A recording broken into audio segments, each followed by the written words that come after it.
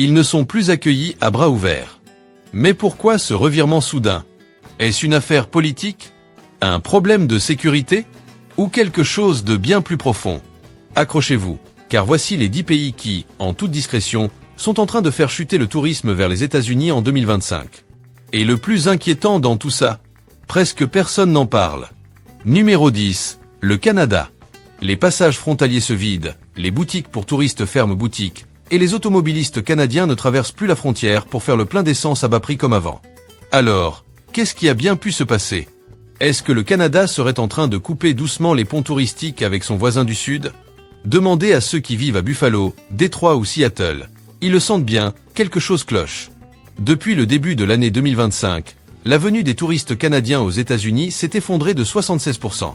Ce n'est pas une petite baisse, c'est une dégringolade pure et simple. Mais attention, ce n'est pas seulement une question de voyage. C'est aussi une affaire de politique, de confiance brisée et de dollars. Beaucoup de villes américaines proches de la frontière vivent presque exclusivement grâce aux visiteurs canadiens. Centres commerciaux, hôtels, dîners, tous accusent le coup. Certains ont même baissé le rideau définitivement. Alors posez-vous cette question. Si votre voisin arrête de venir chez vous, que devient votre économie locale? Est-ce juste un passage à vide? Ou est-ce que les Canadiens ont bel et bien tourné la page des séjours aux États-Unis? Restez bien là, car cette histoire ne fait que commencer. Avant de continuer, pensez à vous abonner et à j'aimer la vidéo. Ça nous aide à continuer à vous proposer des contenus forts, que les médias traditionnels ne montrent jamais. Ce qui se passe maintenant avec la France va encore plus vous étonner. Numéro 9, l'Allemagne. Des vols annulés, des groupes de touristes qui se raréfient, des séjours rêvés aux États-Unis qui se réservent désormais ailleurs. Qu'est-ce qui pousse les Allemands à bouder les USA? En 2025, la fréquentation touristique allemande aux États-Unis a chuté de 28%. Ce n'est pas un petit accroc, c'est un effondrement. Et ce n'est pas parce que les Allemands voyagent moins. Bien au contraire, ils prennent l'avion plus que jamais, mais choisissent d'autres horizons. Pourquoi traverser l'Atlantique pour faire face à des contrôles de douane intrusifs, à des prix qui explosent et à un climat politique tendu, alors qu'ils peuvent opter pour des vacances plus sereines et moins chères en Grèce, au Japon ou même en Afrique du Sud? C'est exactement ce que font des millions d'Allemands aujourd'hui. Alors une question s'impose. L'Amérique est-elle en train de perdre son pouvoir d'attraction mondiale? Et si un pays comme l'Allemagne commence à tourner le dos, qui sera le prochain à suivre? Numéro 8, l'Espagne. Les réservations vers les États-Unis sont en chute libre. Les agences de voyage modifient leur circuit. Et petit à petit, les villes américaines disparaissent des brochures touristiques espagnoles. Mais que se passe-t-il vraiment? L'Espagne, qui envoyait autrefois une vague régulière de voyageurs en quête d'aventure américaine, semble avoir appuyé sur pause. Au premier trimestre 2025, le nombre de touristes espagnols aux États-Unis a baissé de près de 25%. Ce n'est pas un hasard ni une tendance temporaire. C'est un signal clair. Alors pourquoi les Espagnols délaissent-ils les États-Unis? Premièrement, le coût. Un aller-retour Madrid-New York coûte aujourd'hui plus cher qu'un séjour tout compris de 7 jours à Bali. Oui, Bali. Avec des compagnies aériennes européennes et asiatiques qui cassent les prix, les voyageurs espagnols peuvent profiter de plages paradisiaques, de bons repas et d'un accueil chaleureux ailleurs. Deuxième raison, le traitement. On parle ici de délais interminables pour les visas, d'interrogatoires lourds à l'arrivée, et de plus en plus de témoignages de discrimination dans les aéroports américains. Franchement, qui voudrait dépenser des milliers d'euros pour se sentir mal accueilli dès la douane? Et enfin, la concurrence. Le monde ne dort plus.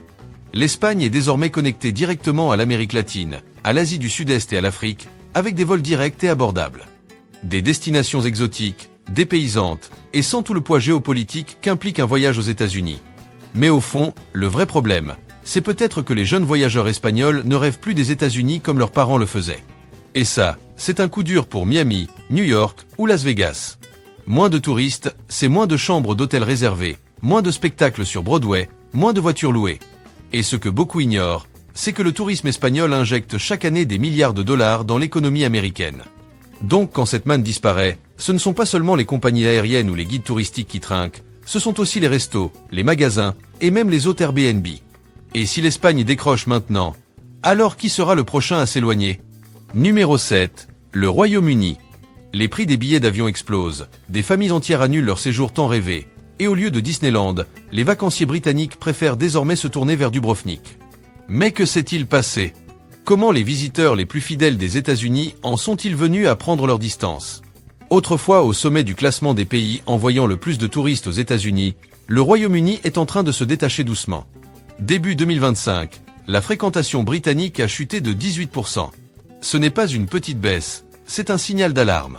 Et ce qui est le plus frappant, les Britanniques continuent de voyager, de faire leurs valises, de prendre l'avion, de dépenser.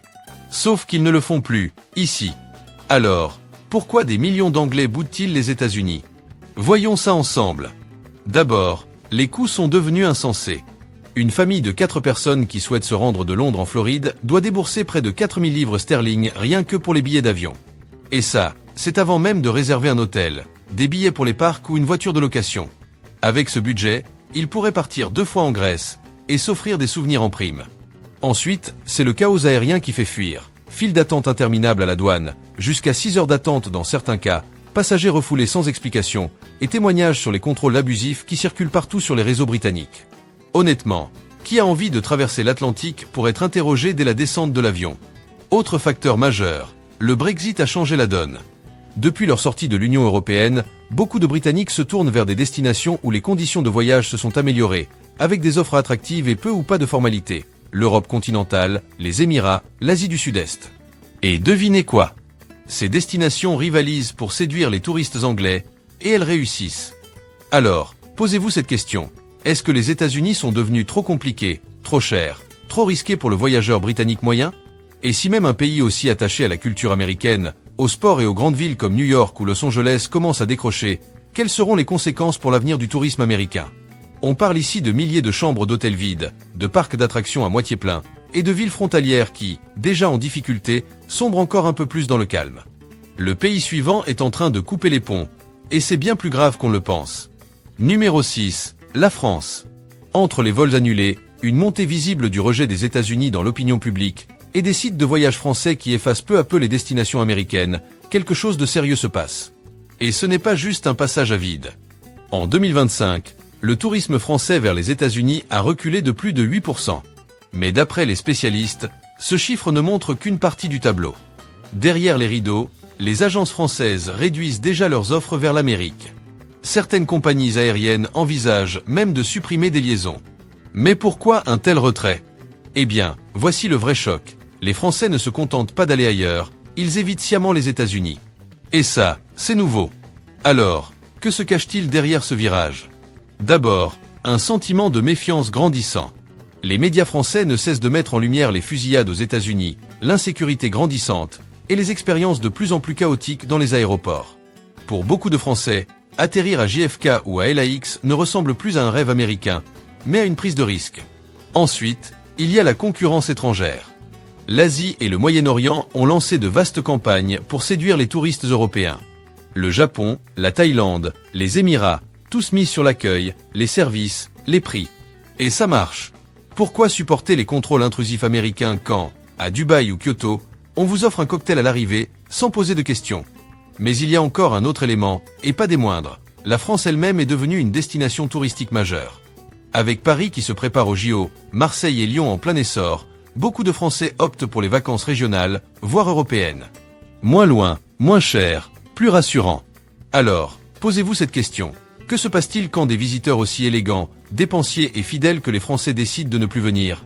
Les hôtels de luxe trinquent. Puis les boutiques de mode. Et enfin les grandes tables gastronomiques américaines. Les États-Unis ne perdent pas juste des touristes, ils perdent les plus rentables. Est-ce qu'on assiste à une simple accalmie ou est-ce que la France est en train de montrer la voie d'un exode touristique hors des États-Unis? Numéro 5. La Colombie. Les réservations de vols s'effondrent, des familles entières renoncent à leur voyage aux États-Unis, et les consulats, autrefois débordés de demandes, sont aujourd'hui presque déserts. Mais que s'est-il passé? Ce cas est crucial, car la Colombie figurait récemment encore parmi les marchés touristiques les plus dynamiques d'Amérique latine. Des villes comme Miami, Orlando ou Houston prospéraient grâce aux visiteurs colombiens. Mais en 2025, le nombre de touristes venus de Colombie pour les États-Unis s'est effondré de 33%. Ce n'est plus une baisse, c'est une chute brutale. Pourquoi un pays aussi lié aux États-Unis par la culture, les affaires et la famille changent-ils aussi soudainement de cap? D'abord, il faut parler économie. Le peso colombien a été très instable. Résultat, pour une famille de la classe moyenne, un séjour aux USA est devenu hors de prix. Un voyage à Disney ou un shopping à Manhattan coûte désormais 2 fois plus cher qu'avant. Et ça se ressent. Deuxième point, les délais pour obtenir un visa sont devenus intenables. Dans certaines villes, il faut attendre jusqu'à 1 an pour espérer un simple rendez-vous. Qui accepterait de patienter 12 mois, sans garantie de résultat, alors que d'autres pays comme le Mexique, le Brésil ou l'Espagne accueillent les Colombiens sans visa et sans stress. Enfin, il y a un vrai malaise. Beaucoup de voyageurs colombiens se plaignent d'avoir été maltraités aux douanes américaines, interrogés avec insistance, regardés de travers. Ajoutez à ça les discours anti-immigrants qui envahissent les médias américains, et le rêve s'évapore vite. Mais attention, les Colombiens n'ont pas arrêté de voyager. Ils partent encore, ils dépensent encore. Mais désormais, ils privilégient Cancun, Carthagène ou Madrid. Des destinations moins chères, plus proches, et surtout plus accueillantes. Et ce virage coûte des milliards à l'économie touristique américaine. Alors, posez-vous cette question. Si même des partenaires historiques comme la Colombie se détournent des États-Unis, quel message cela envoie-t-il au reste du monde? Numéro 4. La Corée du Sud. Les prix des billets s'envolent, les refus de visa se multiplient en silence, et les agences annulent les circuits vers les États-Unis à une vitesse record. Alors, qu'est-ce qui pousse les Sud-Coréens à éviter soudainement les États-Unis comme jamais auparavant? Ce n'est pas juste un petit changement dans les habitudes. C'est un signal fort.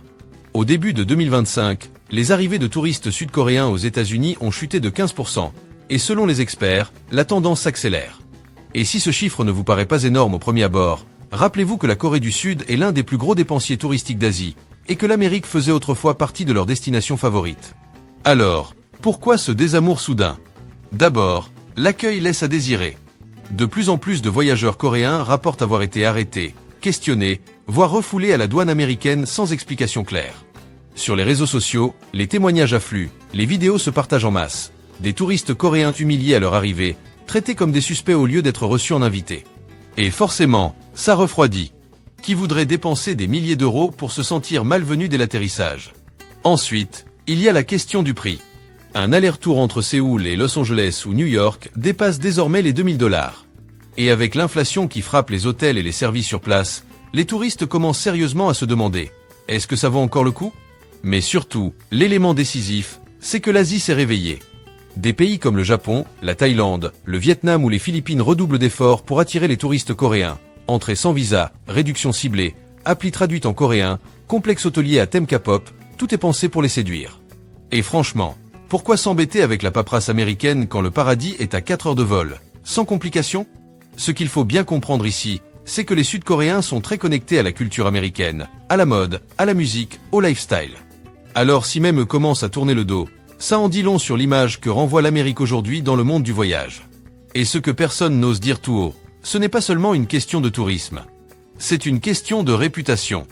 Et en ce moment, l'image des États-Unis est sérieusement écornée. Numéro 3. L'Australie. Les vols vers l'Amérique se font de plus en plus rares. Les influenceurs voyagent préfèrent les plages de Bali aux rues de New York. Et les familles australiennes troquent leur rêve américain contre un coucher de soleil en Thaïlande. Alors, que se passe-t-il vraiment de l'autre côté du globe? En 2025, les voyages en provenance d'Australie vers les États-Unis ont baissé de 7%.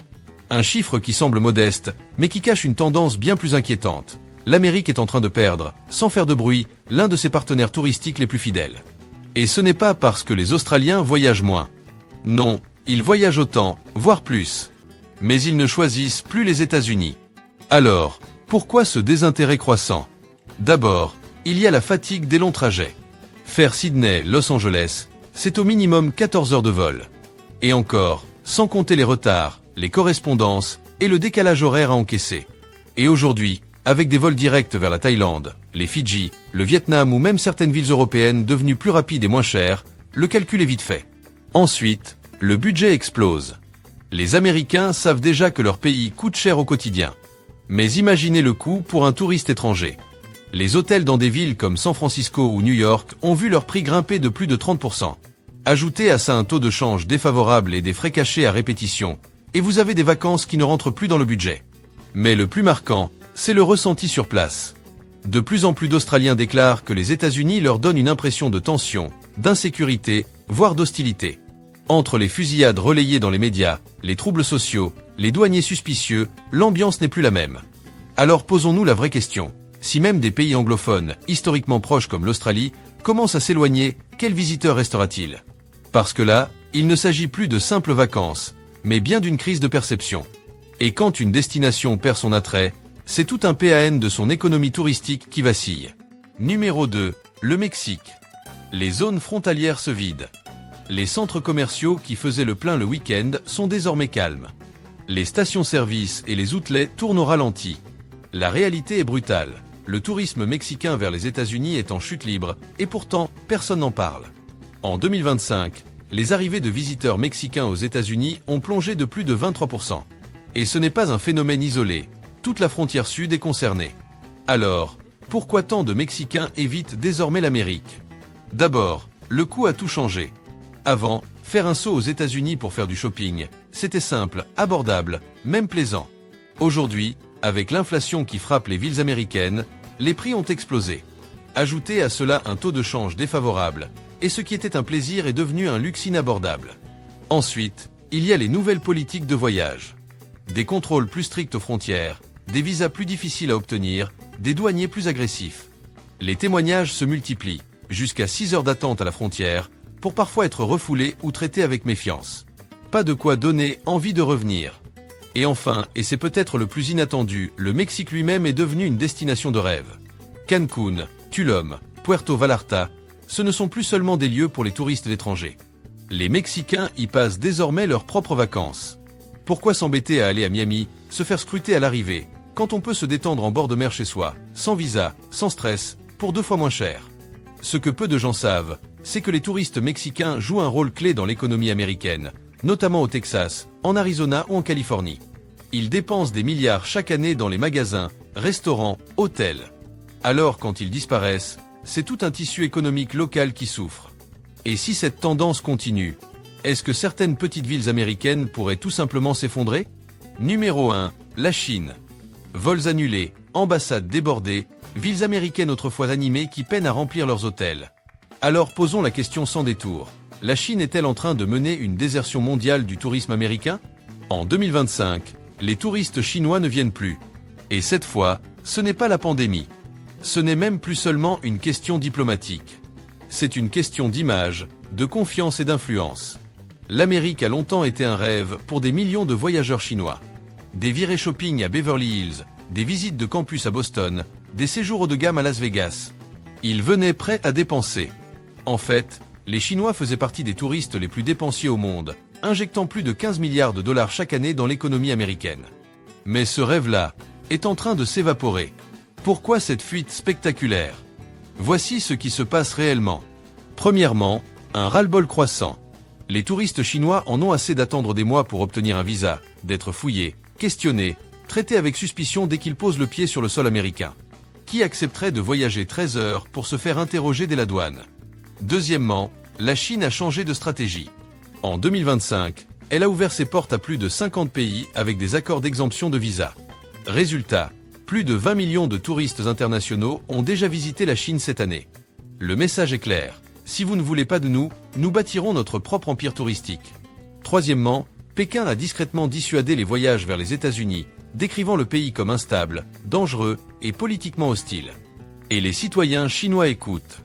Les influenceurs locaux recommandent désormais la Thaïlande, Dubaï, l'Italie ou Singapour, des destinations perçues comme plus accueillantes, plus sûres, plus respectueuses. Et ça fonctionne.